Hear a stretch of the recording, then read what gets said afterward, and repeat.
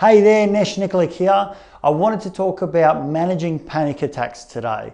It's an inquiry I get all the time about how do I go out and manage panic attacks. I'm experiencing panic attacks. They're starting to take over my life, my world, and I want to be able to manage them more effectively. So today I'm going to go out and give you some tips to go out and address some of that and to give you an idea about how you might go about next time you experience a panic attack. Before we start that, I want to go out and talk about this philosophically first. And the philosophy around this is, I'm going to offer you some ideas or some strategies, but I don't want you necessarily to take this just as a strategy. I want you to consider this as being an approach or a stance that we would hold when panic attacks come up. What do I mean by this?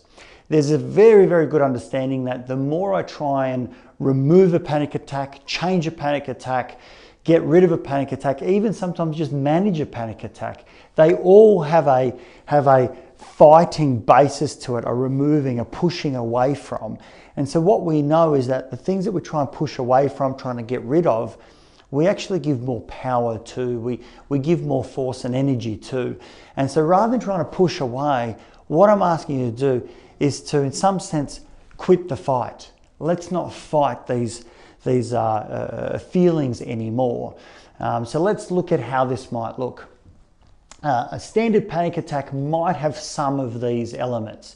You might have pressure in your chest, difficulties in breathing, a feeling of smothering, dryness in the mouth, churning in your stomach, trembling, dizziness, a change in your vision, maybe becoming more blurry or sharp.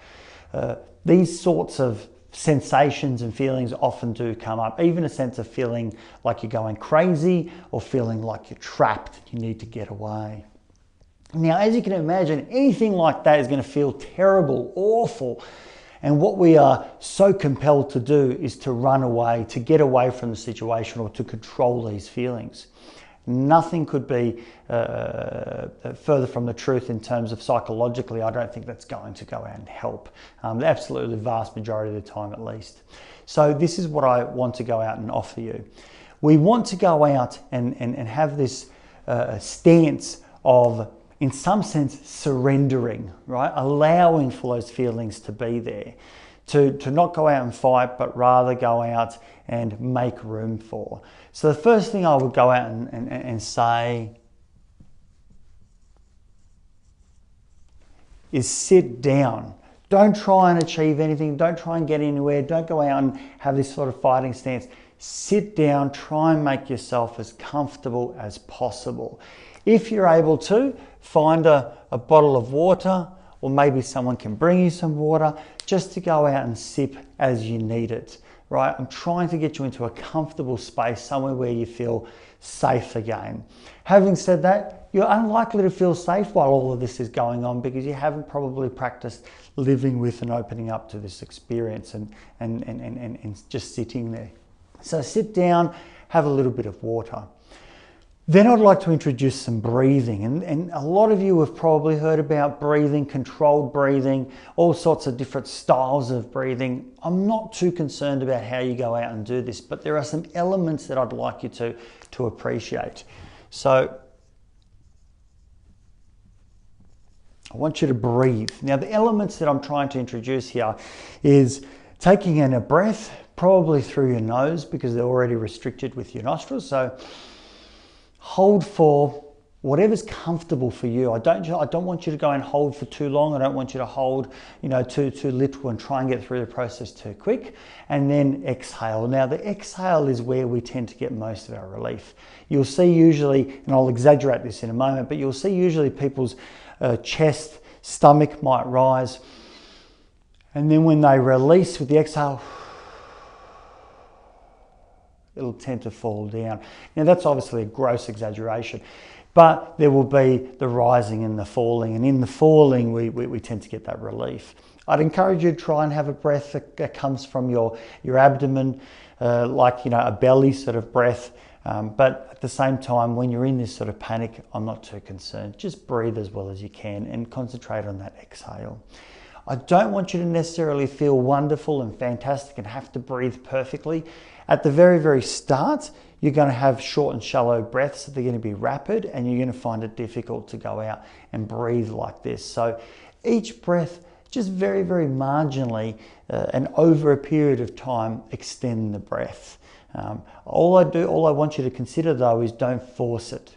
Just don't force it. If you force it, even the out breath would look like this.